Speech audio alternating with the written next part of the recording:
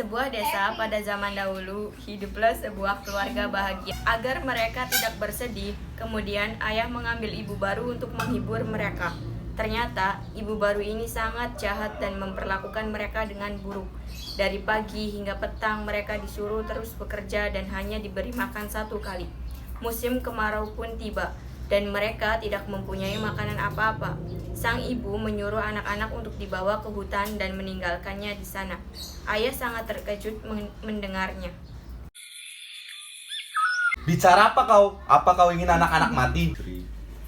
Kau ini memang bodoh. Kalau kita tidak melakukannya, kita semua akan mati. Sementara itu, dari balik kamar, Hans dan Gretel mendengarkan pembicaraan mereka. Mereka ketakutan dan Gretel pun menangis. Akhirnya, ayah tidak bisa berbuat apa-apa karena istrinya terus mendesaknya. Apa kita akan mati di hutan? Aku ada ide bagus. Dan mengumpulkan batu-batu kecil putih yang bila terkena cahaya bulan akan bersinar. Pada esok paginya, dengan berteriak keras, ibunya membangunkan Hans dan Gretel. Sebelum berangkat, ia memberikan sepotong roti kepada mereka. Setelah itu, semua berangkat menuju hutan. Sambil berjalan, Hans membuang batu kecil putih, satu persatu yang ada di dalam kantongnya. Karena berjalan sambil menoleh ke belakang, ayah menjadi curiga. Sedang apa, Hans? Aku sedang memandang kucing di atas rumah. Lalu ayah dan ibu pergi ke hutan yang lebih jauh lagi untuk menebang kayu dan meninggalkan mereka. Rasa sedih pun berganti gembira setelah di tengah hutan Hans menemukan seekor kupu-kupu dan Gretel membuat kalung dari bunga. Mereka sangat bahagia bermain dengan hewan-hewan di hutan. Tanpa terasa, hari mulai gelap. Gretel pun menangis terseduh-seduh karena takut. Kak, kok kita bisa berjalan tanpa bingung di hutan? Oh, batu kecil putih yang kujatuhkan ketika kita datang bersinar karena terkena sinar bulan, dan itu akan menolong kita pulang ke rumah.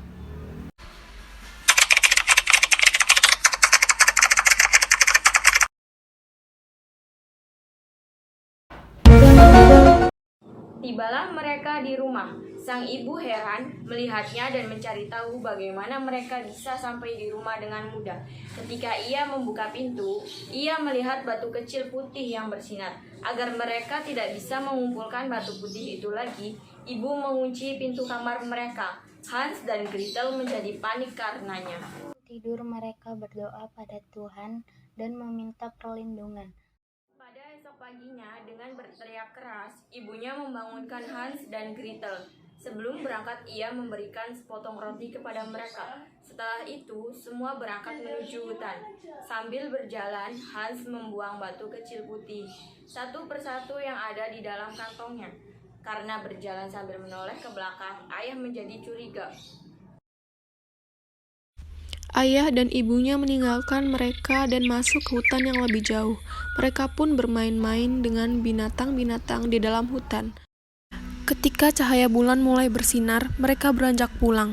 Dengan susah payah, mereka mencari potongan-potongan roti sebagai petunjuk jalan untuk pulang ke rumah. Kak, apa yang telah terjadi dengan potongan-potongan roti itu? Mungkin dimakan oleh burung-burung kecil. Kalau begitu kita tidak bisa pulang ke rumah. Kak, aku takut kita akan mati. Jangan khawatir, Di. Ibu yang ada di surga pasti menolong kita. Karena lelah, mereka akhirnya tertidur pulas di bawah pohon, dan pagi pun telah tiba. Tiba-tiba, mereka mencium bau masakan yang sangat lezat dan melihat adanya rumah kue. Segera mereka menghampiri dan memakan kue tersebut.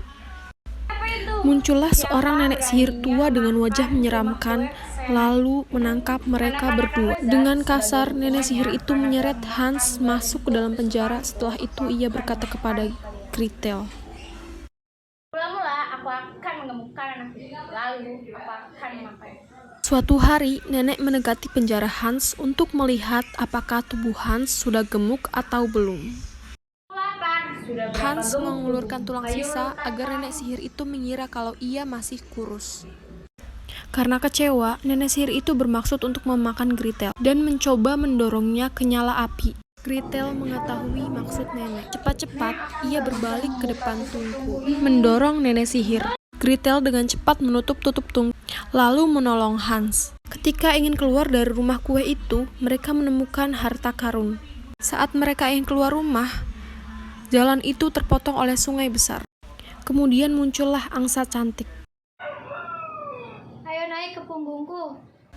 Satu persatu, angsa itu mengantarkan mereka menyeberang sungai. Setelah sampai, angsa itu menunjukkan jalan bagi mereka berdua dari atas langit. Sampailah mereka di batas hutan. Tanpa mereka ketahui, sebenarnya angsa itu adalah ibu mereka yang ada di surga. Angsa itu kemudian menghilang. Setelah itu, muncullah ayah mereka yang sangat cemas. Puter sayang, maafkanlah ayah. Ayah janji tidak akan meninggalkan kalian lagi.